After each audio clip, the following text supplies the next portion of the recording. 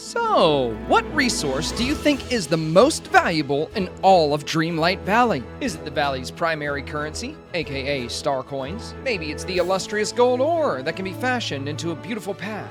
Perhaps the most valuable resource are rare minerals such as emeralds, rubies, or diamonds. What if I told you it was none of these things? What if I told you the valley's most valuable resource was iron? Hey there gamers, I'm Probably Senpai, and today we'll be discussing the absolute best method for farming iron. Why iron? Well, out of all of the game's resources, iron carries the greatest supply and demand shortage, making it, in my eyes, far more valuable than any other resource. Players are required to gather iron for countless quests, and for most of the game's best craftables. Nearly everything I want seems to require an abundance of iron. Now, you would think gold would be a much more valuable resource in Disney Dreamlight Valley, but that would just make way too much sense. Where's the Disney magic in that? Gold is almost never necessary for questing, and while gold does have some amazing craftable items such as the elegant clock tower, the golden opal road, and this ridiculously large statue, gold just isn't in demand like iron is. To make matters worse, it's actually way more abundant. You heard that right, gold is far more common than iron. In fact, if you were to mine every biome that has a chance of dropping iron, you would end up with 60% more gold than iron, despite the fact that 2 of these biomes don't even drop gold. Yes, I did the math. I went through all the trouble so you wouldn't have to. And let's face it, we all want and need more iron for our valleys. And that's why I spent the last 2 weeks applying the scientific method to mining iron in a Disney game. After countless hours of gathering data, I have found what I believe to be the best and most efficient method for mining iron. The method I'll be sharing with you today can yield up to 200 plus iron ore in only 30 minutes. However, it's important to keep in mind that would require near perfect RNG. You see, iron drops fluctuate. Sometimes a biome that would typically provide 20 iron will only provide 15 iron.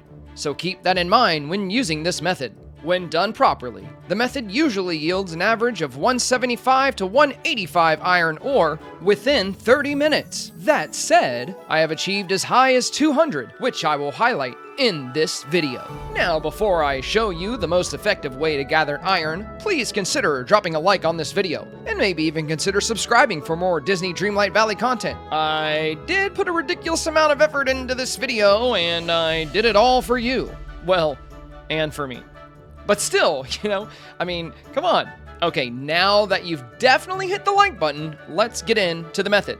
Using this method requires you to have access to the Glade of Trust, the Forests of Valor, Frosted Heights, and Sunlit Plateau. If you don't have all of these biomes yet, don't worry. The Glade of Trust and the Forests of Valor are by far the most important. Also, I shouldn't have to say this, but it's extremely important to have a level 10 mining companion with you when using this method. Moving on. This method operates by taking advantage of 3 simple Dreamlight Valley facts. Fact number 1, the Glade of Trust has the highest iron drop rate in the valley.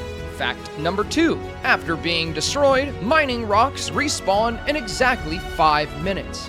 Fact number 3, time spent walking in between mining rocks and biomes does not yield iron.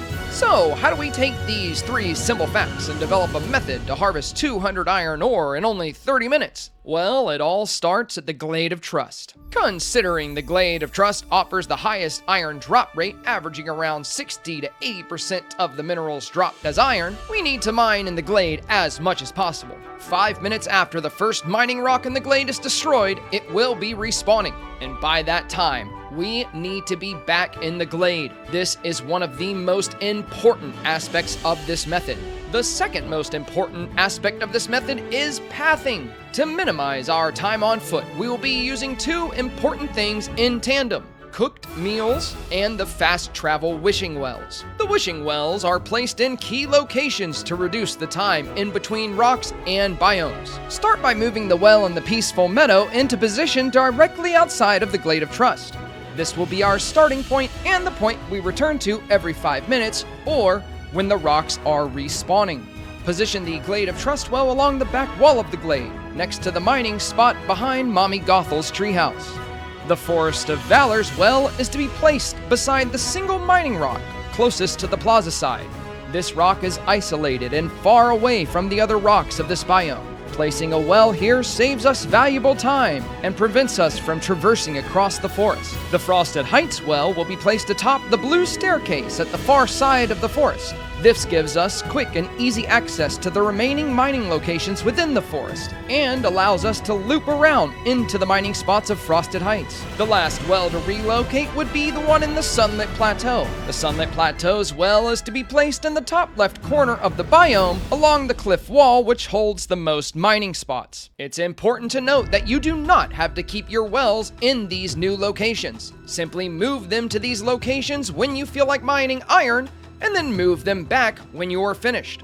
Please keep in mind that this method is solely designed for prioritizing iron above all else. At the end of this description, I will include some path variations that allow for the inclusion of Vitalis crystals, diamonds, and other minerals. I will also offer an early game route for players that do not have access to all of the necessary biomes listed here. Now that you understand the core concept of this strategy, let's dive into the fine details. A sped-up 30-minute segment of this method will be playing in the background while we discuss and explain the details. Consider taking a screenshot of this map and the provided pathing in case you need to refer to it later.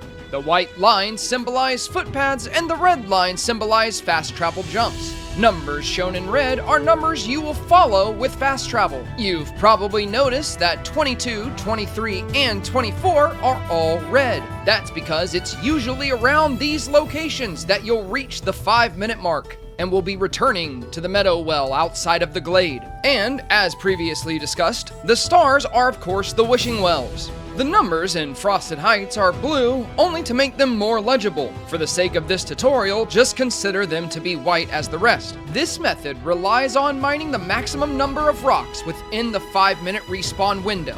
So it's important to try your best not to head back to the glade too early. Remember, you'll be returning to the glade 5 minutes after you destroyed the first rock.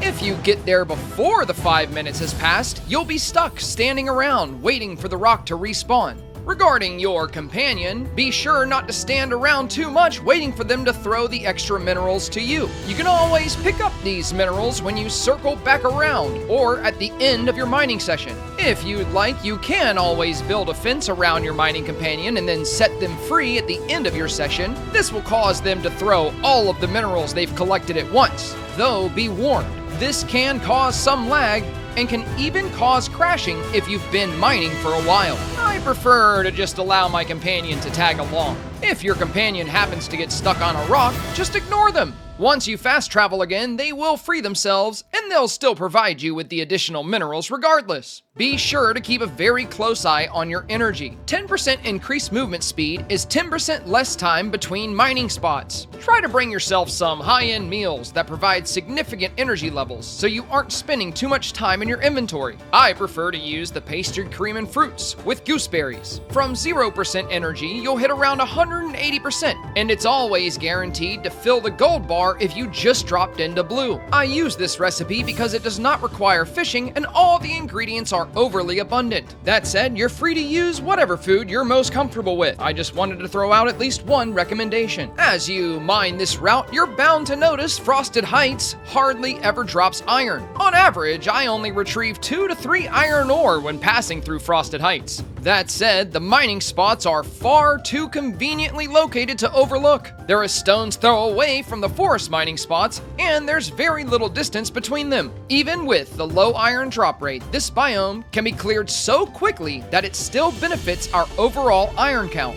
Not to mention, a little extra gold never hurt anybody.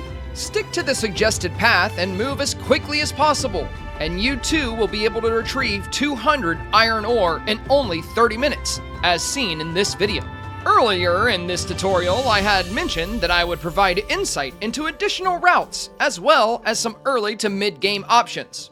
Now, as promised, here's some additional data you may find useful. If you are okay with slightly less iron and would prefer more Vitalis crystals in your inventory, you can alter your pathing. Instead of traveling from the Forest of Valor to Frosted Heights, simply teleport to the Sunlit Plateau the moment you finish clearing the forest. From there, you can mine the Sunlit Plateau as you did before. However, you will now have time to enter the mines. Keep in mind, you cannot teleport out of the mines, and you must walk to the exit to return to the glade. Clearing the mines does offer a fair amount of iron, gold, and vitalis crystals. However, due to the space between rocks, the inability to teleport, and your mining companion only duplicating vitalis crystals, the concentration of iron received is actually much lower. The same can be said for the Forgotten Lands. Though, if you want to harvest more diamonds in addition to your iron, you could teleport to the back wall of the Forgotten Lands and mine across the biome to collect crystals, diamonds, and a small amount of gold and iron.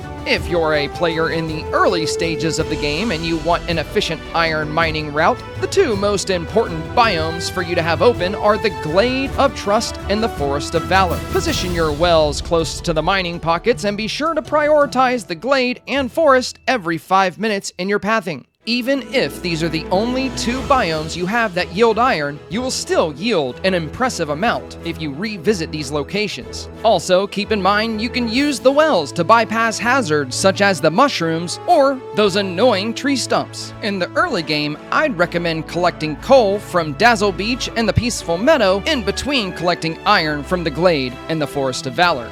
If you believe you have a faster method than what we've discussed and shown here today, please feel free to share.